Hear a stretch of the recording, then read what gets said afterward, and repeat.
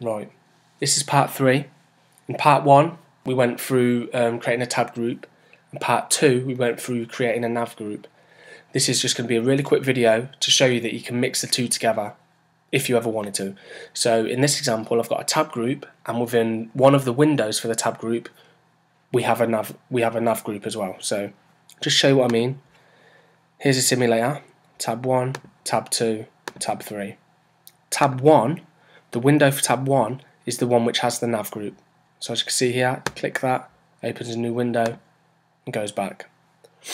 So the code is the code for the tabs is exactly the same as it was in the previous video, and the code for the nav group is also the same as it was in the nav group video. So let me just go through this really quickly. So to require a module or file, however you like to refer to it, have your variable, pass it with the require statement. Right, so we'll go through the path actually in case you're not sure. So this is relative to the resources directory. So it'll be resources directory, folder called control, file called tabs.js. And if you remember, we don't have the file extension in a require statement. So then what we're doing is we're calling this function from that variable. So if we go to tabs.js, we've got that function here, and this function opens the tab group. I'm not going to go through this because it's exactly the same as it was in the previous video. Then we've got our windows. So window 2 and 3 are exactly the same, and if I open the simulator you'll just see it's just an empty window. There's nothing there. It just has a different background colour on it. So in window 1, if we have a quick glance over it, you'll see that it's just the same as the example from the nav group video. So what we do is we create our main window here, and this has got a background colour that's blue there, 66CCFF. So if we open it up, that's this window here. So if I just change that to, I'll just change it to a red. What is that for? So I'll just change that just so you can see that that is the main window.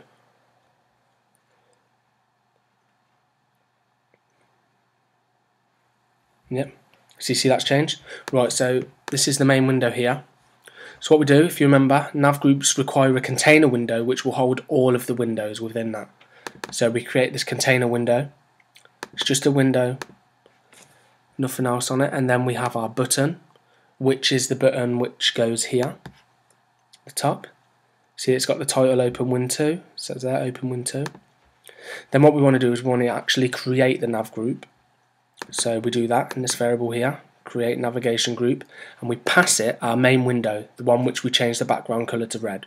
Okay. So then we do win1, which is our main window, dot container nav, which is a custom parameter we're giving it, and we pass it this nav group object. And we do that so we can pass that to all child windows within there, so we can keep opening as many windows as we want consecutively, and then we'll be able to close them within the stack. So, but I went through all that in the other video, just like quickly recapping. So then we have this event, and this event is when you click this button up here. What we want to do is we want to open we want to create a new instance of this window here, window 2. So what we're doing is we're creating new window, and actually this is something I'm not sure we've done, is in this instance we're not requiring any files here, we're just saying new win2, and the reason for that is win2 function is actually here in this module, in this file. So all this is, it's exactly the same, but we don't have to put the exports object onto it because it's within the same module, so it has access to it. So let's have a look down here. So yeah, so we do a new win2, which is a new instance of this, and this returns a window. Okay, so new win2, we pass it that custom parameter of the nav group, and then we open it within that nav group.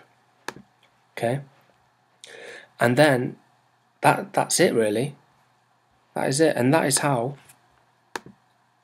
you have that within there, and that could be on any of these windows. Sometimes, and you see it quite a lot in older apps, but yeah, you could have that go to there, and then it could just keep going on and on and on.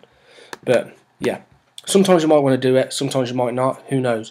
But I thought I'd show you because I wouldn't want people to think that you have to pick one or the other and that's it. It's not like that at all. You can chop and change, mix together. That's it really. So yeah.